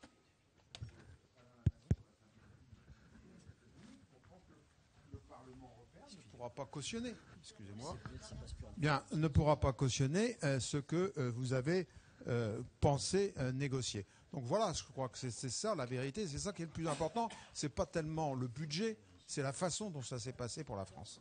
2 minutes, donc comme nous avons un problème d'enregistrement, vous êtes obligé de prendre le micro. Donc Joachim Pueyo.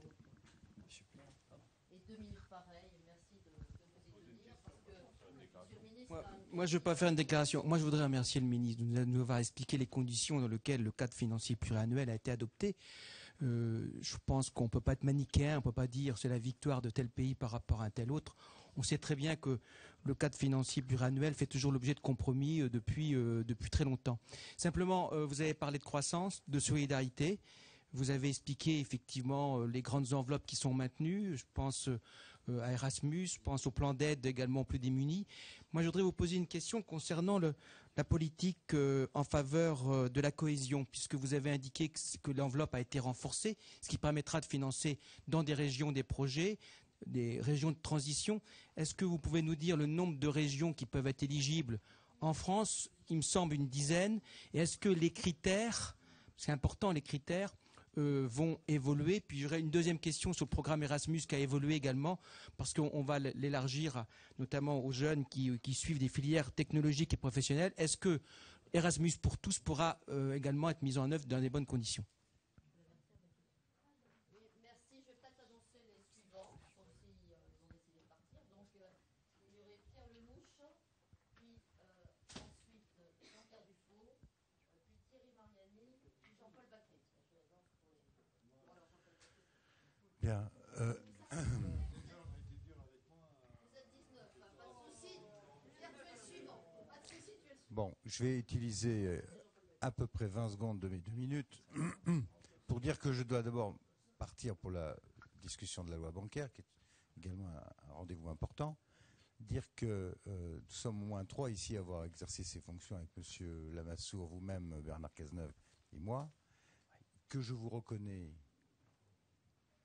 avec beaucoup d'estime et d'amitié, vous le savez, beaucoup de talent, d'avocat, pour essayer de justifier un résultat qui est franchement médiocre. Vous avez dit le meilleur des compromis possibles, ou le moins mauvais, vous avez dit moins mauvais des compromis possibles. En effet, chacun des grands pays est ressorti avec, en gros, ce qu'il souhaitait afficher. Vous avec la PAC, les British avec des coupures, les Allemands avec un peu d'austérité, mais tout ça ne fait pas l'Europe. Et surtout, monsieur le ministre, ne fait pas les engagements de François Hollande, parce que c'est quand même ça le problème politique. Le problème politique, c'est que vous étiez engagé à renégocier un traité que vous n'avez pas renégocié, en échange d'un plan de relance très ambitieux et des eurobonds qui se sont évaporés, monsieur Cazeneuve. Et c'est pas ce budget où il n'y a rien de tel qui vient au secours de la position du président et de votre gouvernement. Enfin, puisque j'ai pas le temps de...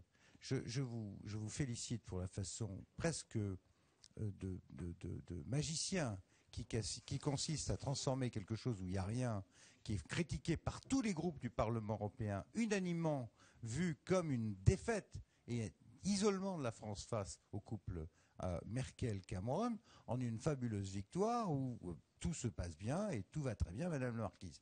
Vous êtes expert en matière d'enfumage, mais ça ne tiendra pas la route. Bon. Ça ne tiendra pas la route. Alors, cela dit, vous avez épuisé votre temps de parole. J'ai épuisé mon temps de parole. Enfin, je crois avoir dit l'essentiel. Et je le dis devant mon ami Alain Lamassoure, qui n'est pas un rigolo, qui représente au Parlement européen quelque chose de très rigoureux, qui est la commission du budget, votre argumentaire ne tient pas et vous le savez. Bon, ça peut amuser le public ici quelque temps. Merci Monsieur Lelouch. Merci Monsieur Lelouch. Donc Pierre Lequillet et ensuite Thierry Mariani ou inverse. En tout cas, l'un puis l'autre. Allez, Monsieur Mariani puis Monsieur Lequillet. Oui, voilà. 3 choses brièvement. D'abord, Monsieur le Ministre, vous m'excuserez, mais je devrais aussi rejoindre le débat, donc je verrai vos réponses au journal. Première question, qu'en est-il des projets de transport? Je rejoins d'ailleurs une question qu'avait posée Madame la Présidente. Qu'en est-il des projets de transport? Et je pense notamment, est-ce que les crédits prévus sur Lyon-Turin sont menacés ou pas? Parce que je pense que c'est un projet vital pour la coopération de nos deux pays. Et ensuite, pour finir, au nom de Xavier Bertrand, qui ne peut pas être là, mais vous avez fait un peu allusion, je vous poserai la question suivante. Ça concerne, vous l'avez deviné, le PEAD. Suite à cette décision dramatique de baisse du budget de 40%, comment l'État compte aider les associations caritatives à compenser cette perte? Et y a-t-il encore un espoir, Monsieur le Ministre, de faire bouger l'Europe sur cette décision? Alors, Pierre Lequillet, puis ensuite Michel Desto. J'essaie d'annoncer avec un temps d'avance, ça nous fait gagner. Bon, moi, je ne poserai pas de questions sur le budget parce que vous m'avez répondu avec tant d'amabilité et de technicité. Ce n'était pas politique du tout. Moi, je voudrais vous dire, vous prônez, vous dites qu'il faut faire attention à l'euro fort. Mais enfin, ça ne se décrète pas. Comment est-ce que vous comptez lutter contre l'euro fort? L'euro fort. Merci. Jean-Luc Retzer. Oui, Monsieur le Ministre, je voulais vous interroger, ça a déjà été évoqué par certains collègues, sur le programme Erasmus, qui permet, vous le savez, à 200 000 étudiants à peu près chaque année d'étudier ou de faire un stage à l'étranger. On a évoqué tout à l'heure les difficultés des négociations qui ont eu lieu il y a quelques mois pour obtenir une hausse de 2% de ces crédits d'engagement au titre du budget 2013. Vous avez parlé tout à l'heure de manière significative. Ces crédits devraient être augmentés pendant la période 2014-2020. Pourriez-vous nous donner plus d'informations et des chiffres peut-être plus précis sur ce que vous considérez être une hausse significative sur cette période 2014-2020? Merci. Merci Michel Desto.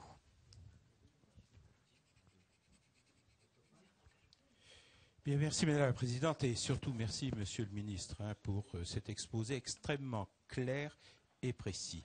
Moi je veux vous poser 3 questions tout aussi claires et tout aussi précises.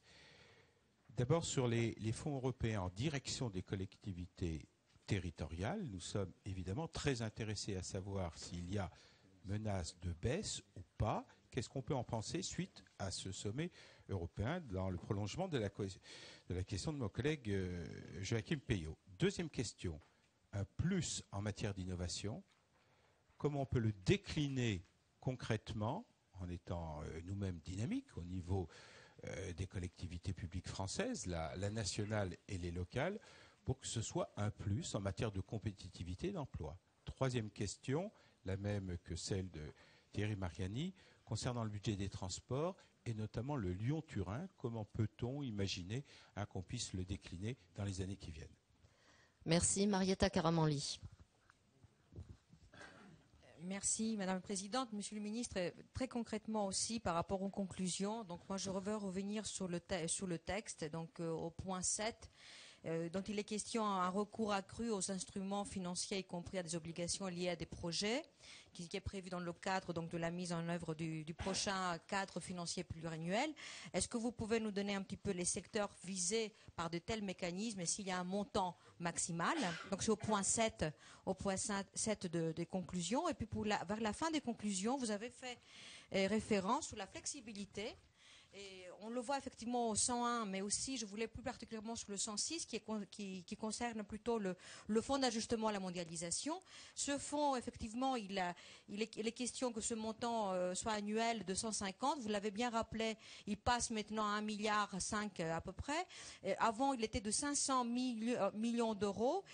Pour quelles raisons a évolué et s'est-il révélé inefficace auparavant? Et quelles autres mesures sont envisagées justement pour appuyer l'adaptation à l'emploi? En tout cas, toutes les aides à l'adaptation à l'emploi. Merci. Merci. Donc, Philippe Armand-Martin. Oui, merci Madame la Présidente. Je dois aussi rejoindre l'hémicycle, vous m'excuserez. Monsieur le Ministre, dans le cadre des négociations commerciales avec la Chine, qui s'avèrent souvent délicates, notamment en ce qui concerne la question des transferts de propriété intellectuelle.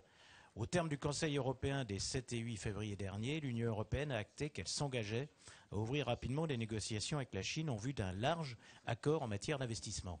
À ce propos, pouvez-vous nous indiquer les échéances calendaires qui ont été fixées en vue de la conclusion?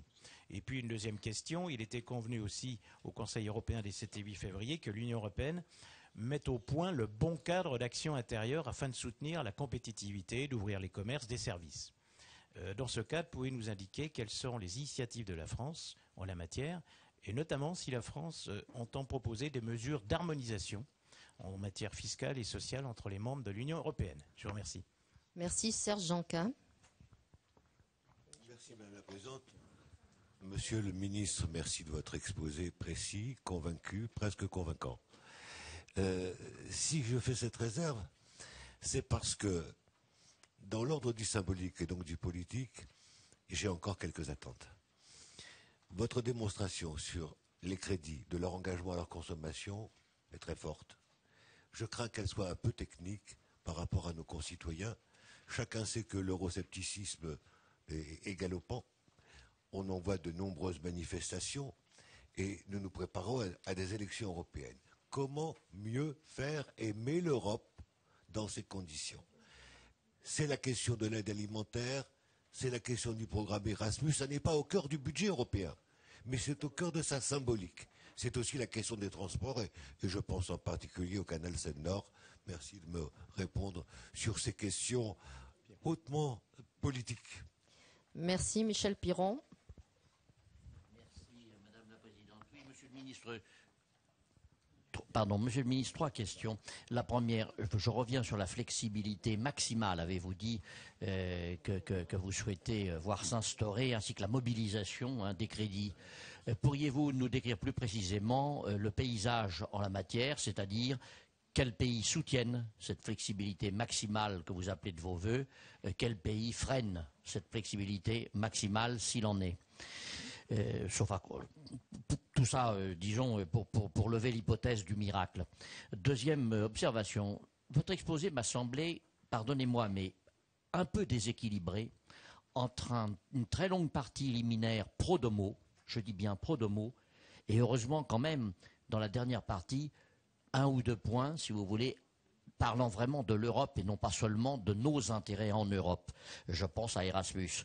Mais j'aimerais que vous nous en disiez plus sur ce que pourraient être des projets européens qui répondraient à la divergence croissante nord-sud et au risque centrifuge très gros. Et ma dernière question est simple. Comment ne pas craindre qu'à travers vos propos et d'autres, je l'admets, comment ne pas craindre que la victoire de chaque pays puisse éventuellement se transformer en défaite de l'Europe? Merci. Audrey Linkenheld.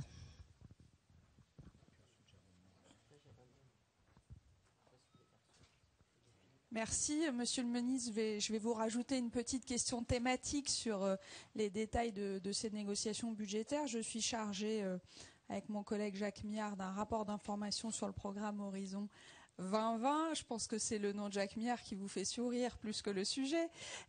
Nous avons vu avec Jacques Miard que la Commission avait proposé un niveau de dépenses à 80 milliards, ce qui le situait au-delà des 60 milliards du cadre financier actuel. Nous avons noté avec plaisir que la recherche et l'innovation faisaient partie des engagements forts de la France. Les conclusions du Conseil européen indiquent que ces éléments-là sont en nette hausse, sans en dire beaucoup plus. Donc, est-ce que vous pourriez nous donner quelques précisions sur le devenir de ce programme Horizon 2020, dont on sait qu'il est déterminant, y compris pour réorienter notre rampe vers la croissance et vers l'emploi? Merci. Jérôme Lambert.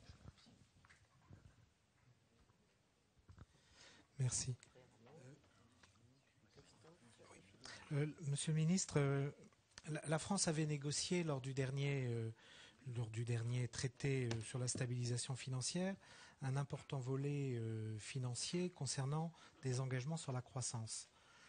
Ce qui d'ailleurs nous avait engagés, pour certains d'entre nous, dans un vote favorable finalement à ce traité. Pouvez-vous nous indiquer précisément, ou plus précisément possible, si les engagements financiers qui viennent d'être pris lors du Conseil européen tiennent compte de ces engagements pris il y a quelques mois? Je ne sais pas, je ne m'y retrouve pas forcément très bien dans tous les chiffres qui ont été indiqués, donc pouvez-vous nous préciser ce point-là précisément? Merci. Merci. Arnaud Leroy. Merci Madame la Présidente, Monsieur le Ministre. Merci beaucoup pour ces explications et en filigrane d'avoir rappelé aussi que l'Europe est une bataille politique. Parce que moi j'étais assez surpris des commentaires de Monsieur Lelouch qui a dû partir en plénière discuter la loi bancaire, et Monsieur Lamassoure aussi, que je respecte au niveau du Parlement européen, mais à vous entendre, on oublie quand même que votre camp politique, parce qu'il faut dire les choses à un moment donné, votre camp politique est aussi responsable de la situation dans laquelle nous sommes aujourd'hui au niveau européen. Non, mais je voudrais simplement rappeler que ce n'est pas la position du PS français d'avoir soutenu M. Barroso, le fossoyeur en chef de l'Union européenne. Nous en sommes là aussi pour ça. Donc, moi, je veux bien qu'on discute, mais il faut remettre les responsabilités à un moment donné en face des lignes. Donc, moi, ce que je voulais simplement dire, c'est qu'on s'est battu, nous sommes arrivés à un compromis, c'est difficile. On est dans une situation compliquée aussi au niveau de l'opinion publique sur l'Europe. Il ne faut pas qu'on se divise. Ça ne sert à rien de vouloir dire vous n'avez pas réussi, nous aurions mieux réussi, nous n'aurions pas été isolés. C'est sûr que vous n'auriez pas été isolés, M. Cameron, Mme Merkel et tous vos amis. Voilà la vérité. Donc nous sommes seuls. Je voulais simplement dire que moi j'ai lu partout qu'il y avait un budget qui était intéressant d'un point de vue climatique, où il y avait des lignes qui venaient essaimer à hauteur de 20% du budget accordé la politique climatique de l'Union européenne. Donc Mme Coney-Hedegaard dit ça depuis samedi et je voulais en savoir un petit peu plus. Merci beaucoup, Monsieur le Ministre. Merci. Il reste Christophe Léonard et Philippe Cordery. Je ne sais pas si je vais vous permettre de prendre de la hauteur. Monsieur le Ministre, vous remerciez de vos explications. Vous avez le don, mais on le connaît, d'expliquer de façon simple et intelligible des choses compliquées. 3 questions concernant le moteur franco-allemand. N'y a-t-il pas eu une substitution à un moteur Angleterre-Allemagne? C'est ça que je voudrais vous poser cette question. Est-ce que c'est un peu le sentiment qu'on a pu en avoir, où il y a eu un alignement à la fois des positions allemandes et anglaises et qui ont, comme le rappelait Arnaud Leroy, qui ont eu pour conséquence finalement le premier budget à la baisse. Et vous l'avez rappelé que la politique européenne, c'était aussi un combat politique et où les orientations défendues par la France, voilà, il faut accepter le compromis. La politique, c'est aussi du réalisme. Et à cet égard, est-ce que on pourrait en conclure, peut-être de façon humoristique, si j'ose dire, je ne sais pas si c'est le terme, mais qu'un veto du Parlement européen serait finalement bienvenu à défendre la conception française de l'Europe. 3e question précise, le FEAD. Aujourd'hui, le PEAD, c'est 70 millions d'euros pour la France annuellement. Ça aurait dû, pour maintenir cette enveloppe, on aurait dû arriver à 3,5 milliards sur le cadre pluriannuel. Nous sommes à 2,5 milliards. Cela étant, précédemment, seulement 18 pays bénéficiaient du PEAD. Demain, les 27 pays en bénéficieront. Donc la question que je pose est précise, c'est pour la France, de 70 millions aujourd'hui, quelle va être l'allocation annuelle française? Est-ce qu'on le sait? Et dernière question précise, en ce qui concerne la décentralisation de la gestion des crédits européens et notamment du FSE, on sait qu'il y a un débat qui est en cours d'arbitrage au niveau du gouvernement concernant notamment le FSE insertion en direction des conseils généraux, où se pose à la fois la question d'une contractualisation entre l'État et les conseils généraux ou une contractualisation entre les régions et les conseils généraux. Je voudrais savoir si vous avez des éléments sur le sujet.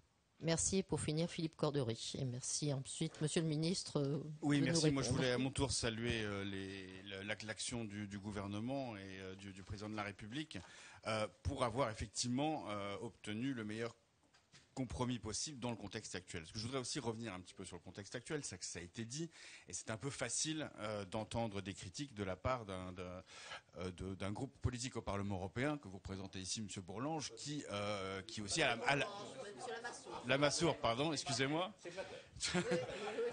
qui est majoritaire aujourd'hui en Europe et qui de l'austérité depuis des années. Et je suis désolé, monsieur Lequillier, mais l'Europe, c'est politique. Et la politique européenne, c'est conflictuel. Et il y a une vision de droite et une vision de gauche, je suis désolé, qui n'est pas la même. Et c'est à force de vouloir tout nier parfois ces contradictions aussi que les citoyens perdent confiance dans l'Europe. Donc je crois que nous devons avoir ces débats ici entre les projets qui sont très différents. Donc moi ma question c'est quoi faire maintenant? Effectivement on a ce compromis mais qui n'est pas suffisant pour faire face à la crise. Donc quelles sont les possibilités effectivement de discussion du gouvernement français avec le Parlement européen pour que le Parlement européen puisse reprendre un certain nombre de propositions qui étaient celles de la France. Et puis il y a cette clause de révision. Comment s'assurer que cette clause de révision sera effective et quelles sont les possibilités pour que dans cette clause de révision, les ressources propres dont on ne parle pas assez dans ces conclusions puissent venir dans le cadre du budget pour que la taxe sur les transactions financières qui, on l'espère, verra le jour d'ici 2-3 ans, puisse devenir à ce moment-là une ressource propre avant la fin de ce cadre pluriannuel et pareil pour la fiscalité écologique. Merci Monsieur le Ministre. Merci beaucoup. Je voudrais juste reprendre un point de l'intervention du président Lamassoure tout à l'heure qui est très important pour pas qu'il y ait de confusion. Le président Lamassoure disait la France a un chèque pour elle-même comme le Danemark. Nous n'avons pas de chèque, nous n'en avons pas demandé, nous n'en voulons pas. Ce que nous avons demandé, c'est un début de modification de la décision ressources propres, ce qui est très différent d'un chèque. C'est-à-dire c'est le contraire que nous avons demandé. C'est le début de la remise en cause des chèques par le plafonnement de notre contribution au chèque des autres. Non, ce n'est pas un bouclier fiscal. Ce que vous disiez tout à l'heure est très juste, c'est-à-dire que ce sont les pays les plus pauvres de l'Union européenne ou les plus en difficulté qui contribuent au chèque des pays les plus riches. C'est très juste ce que vous avez indiqué. Et si nous avons demandé à l'Italie, avec l'Italie, au Conseil européen, que par la modification des dispositions relatives aux décisions ressources propres, on puisse plafonner notre contribution au rabais des autres, c'est pas du tout pour avoir un chèque pour nous-mêmes, c'est pour corriger cette injustice. Je tiens à le dire, c'est très important. Parce que le fait qu'un certain nombre de pays qui bénéficient de chèques commencent à financer leurs propres chèques pour alléger la part de ceux parmi les plus pauvres des pays de l'Union qui le finançaient est plutôt une mesure de justice qu'une mesure qui ne l'est pas. Donc je tiens à le préciser parce que nous n'avons jamais demandé de chèque pour nous-mêmes. Nous aurions pu le faire, compte tenu de la frénésie de chèques et de coupes qui s'était emparée du Conseil européen. Et nous ne l'avons pas fait pourquoi? Et là j'enchaîne avec la remarque très pertinente de M. Piron tout à l'heure sur l'Europe et les intérêts nationaux. Nous avons été dans cette négociation le pays qui a porté la vision la plus européenne de la négociation. Parce qu'avant de nous préoccuper de nos intérêts nationaux, nous avons demandé qu'on s'attaque à des sujets qui sont les sujets européens majeurs auxquels nous devons faire face. La nécessité pour le budget de l'Union européenne d'être doté de ressources propres. Nous sommes quasiment les seuls à demander cela au sein du Conseil européen. Un certain nombre de nos partenaires, y compris historiques, n'y sont pas favorables. Mais nous le demandons quand même parce que nous considérons que si nous voulons avoir une ambition européenne, il faut que nous ayons un budget qui ne dépende pas de la seule contribution RNB des États, au moment où cette contribution est parfaitement contrainte.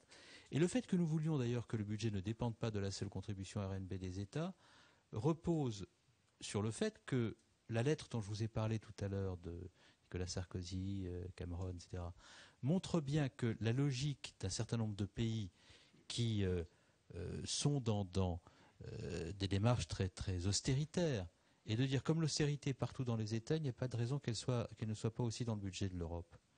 Et comme nous sommes contraints dans nos budgets, que la Commission, au titre du semestre européen, nous demande de respecter nos engagements budgétaires, nous ne pouvons pas allouer au budget de l'Union européenne des moyens que la Commission nous demande d'allouer, sinon nous ne pourrons pas respecter les engagements que nous avons pris devant elle au titre du semestre européen. Donc si on veut casser ce lien entre le sérieux budgétaire dont les États ont besoin et la dynamique budgétaire dont l'Europe a besoin pour porter des logiques de croissance, il faut diminuer la contribution RNB des États au budget de l'Union et lui substituer des recettes dynamiques qui sont des ressources propres. C'était notre démarche. De la même manière, pendant la négociation, nous avons tout fait Et le président de la République l'a dit à l'occasion de sa visite d'État en Pologne, pour que les politiques ne soient pas opposées les unes aux autres. Et nous avons dit, nous ne voulons pas la PAC pour nous-mêmes, si ça prive les pays de la cohésion de leurs propres moyens. Et si nous avons la PAC pour nous-mêmes, nous voulons la convergence des crédits de la PAC. C'est-à-dire que nous avons accepté le fait que notre aide à l'hectare converge avec celle de pays qui bénéficient d'être à l'hectare plus faibles. Car vous le savez, il y a des différences très importantes de niveau d'aide à l'hectare. Nous avons accepté le principe de la convergence. Donc, nous avons eu dans cette négociation, je tiens à le dire, la démarche la plus européenne. Et nous n'avons pas goûté le fait que cette négociation se réduise pour un certain nombre de pays à une discussion sur des coupes et des chèques. Et je tiens à redire que les pays qui voulaient réduire, circonscrire la négociation à cette approche étaient les pays les plus conservateurs. Et souvent les plus eurosceptiques. C'est une réalité incontestable. Et c'est la raison pour laquelle je trouve que vous avez raison de m'interpeller sur la dimension européenne du débat, parce qu'elle a été constamment présente dans notre démarche. Pierre Lécuyer m'interroge sur la question de l'euro fort. Moi, je n'ai jamais dit que l'euro était trop fort. Et le président de la République, devant le Parlement européen, ne s'est pas exprimé pour dire cela non plus. Le président de la République s'est exprimé devant le Parlement européen pour dire qu'il fallait que nous ayons une réflexion sur une politique de change. Pourquoi ? Parce que ce qui compte, c'est que l'euro soit stable. C'est surtout que l'euro soit stable. Et comme vous le savez, le niveau de l'euro dépend à la fois de la Banque centrale européenne qui, en toute indépendance, concourt à la définition, à la mise en œuvre de la politique monétaire, mais cela peut aussi résulter du fait des traités, de la mise à l'ordre du jour de cette question par le Conseil européen, qui peut en débattre parce que les traités le prévoient. Donc c'est la seule chose qui a été dite et je ne souhaite pas pour l'heure aller au-delà. Monsieur Léonard m'interroge sur deux points, le moteur franco-allemand et la position du Parlement européen. Le Parlement européen est souverain. Ce n'est pas à un gouvernement de dire au Parlement européen nous souhaitons ceci ou cela. Je pense que le président Lamassoure en serait déjà fort contrarié s'il n'est pas déjà très contrarié par tout ce qu'il a pu entendre ici. Là, ce serait vraiment la goutte qui ferait déborder le vase. Le Parlement européen est souverain. Le Parlement européen émettra ses choix comme il l'entend. Et ce que nous disons simplement, c'est que le travail qui a été fait au sein du Conseil européen peut se prolonger dans le cadre d'un dialogue étroit avec le Parlement ayant la possibilité, enfin Président, je pense que vous ne me contredirez pas, d'exprimer ses souhaits, ses lignes rouges, ses orientations, de telle sorte à ce que vous avez indiqué comme étant vos souhaits puisse prévaloir au moment où vous aurez à vous exprimer. Bon. Donc nous respectons le Parlement européen. Nous avons parfaitement conscience du rôle qu'il peut jouer du fait des dispositions de Lisbonne au terme de la négociation qui s'est nouée. Et parce que nous le respectons dans ses prérogatives, nous estimons que nous n'avons pas à lui dire ce qu'il doit faire. Et je ne sens pas les parlementaires européens dans un état d'esprit où ils seraient prêts à accepter qu'on leur suggère, même sans leur dicter quoi que ce soit. Donc, compte tenu de la difficulté globale qui préside au fonctionnement de l'Union, je ne vais pas en rajouter. Pour ce qui concerne le moteur franco-allemand, je partage assez l'avis de Pierre Lécuyer, qui est parti malheureusement, selon lequel il y a des différences bien entendu importantes, mais il y a eu de grands Européens de toute tendance politique. Et que nous avons intérêt, quel que soit l'endroit d'où l'on parle, la sensibilité qui est la nôtre, de faire en sorte que jamais l'Europe ne soit abîmée par la volonté de faire vivre des clivages à tout prix sur les questions européennes. L'Europe a besoin de progresser. Et pour que l'Europe progresse, il faut parfois de grands Européens qui sont capables de s'ériger au-dessus d'un certain nombre de contingences, même s'ils ne pensent pas la même chose toujours sur les politiques que doit mener l'Union. Mais ce que je pense en revanche, c'est que le débat, par exemple, en cours est récurrent, qui est une ligne de l'opposition, je le regrette d'ailleurs. Elle a décidé, c'est sa stratégie, sur le thème le franco-allemand ne marche plus. Bon. Et pas de nature à aider l'Europe à progresser. Parce que, y compris dans la négociation qui s'est déroulée, le moteur franco-allemand a joué son rôle. Et je vais vous faire une confidence. Je pense que Mme Merkel doit être très ennuyée de la relation presse faite de ce Conseil, où on l'associe à David Cameron, alors qu'elle est, quelle que soit l'appréciation qu'on peut porter sur la politique de l'actuel gouvernement allemand en termes de sérieux budgétaire, etc., est très européenne. La chancelière est très européenne. Donc de se voir par des commentaires de presse un peu approximatifs, ramenés dans le camp des plus eurosceptiques des Européens, alors que les Allemands ont joué avec nous dans le Conseil européen pour faire en sorte que les Britanniques restent à bord sans que les concessions qui leur soient faites ne soient de nature à remettre en cause l'essentiel de ce dont l'Europe avait besoin, parce que c'est ce qui s'est passé en réalité. J'ai assisté à ces discussions. Lorsque nous allons voir David Cameron pour lui parler, ce n'est pas David Cameron qui vient voir le président de la République avec Mme Merkel, c'est Mme Merkel et le président de la République qui vont voir le Premier ministre britannique pour faire en sorte que le compromis préserve l'intégrité et l'unité de l'Union européenne. Donc, lorsque j'entends ce que j'entends sur le couple franco-allemand, la destruction du couple franco-allemand, je me dis qu'il y a soit une erreur de parallaxe, soit un défaut d'analyse, soit une volonté de nuire, soit les trois à la fois. Ça ne veut pas dire qu'on soit d'accord surtout avec les Allemands. Il y a de nombreux points avec les Allemands sur lesquels nous n'avons pas d'accord. Mais vous avez remarqué que tous les sujets sur lesquels nous n'avons pas d'accord au début font l'objet d'un compromis par la suite. Et je vous rappelle aussi que quand on regarde la relation franco-allemande, on est au 50e anniversaire du traité de l'Élysée. On peut faire un peu d'histoire en regardant les faits. Les relations entre le général de Gaulle et le chancelier Konrad Adenauer étaient extrêmement compliquées, y compris jusqu'à la veille de la signature du traité de l'Élysée. Sur la question du lien transatlantique, le général de Gaulle et Konrad Adenauer ont discuté, parfois se sont opposés. Je suis allé, lorsque j'étais nommé ministre des Affaires européennes, rencontrer Giscard d'Estaing, président Giscard d'Estaing. J'ai dit, mais alors avec Helmut Schmidt, c'était toujours parfait? Il me disait, non, avec Helmut Schmidt, nous avions décidé de ne parler ensemble des sujets que dès lors que nous étions tombés d'accord sur les sujets dont on parlait. Vous voyez dans quoi les gens avaient l'impression qu'on était d'accord sur tout.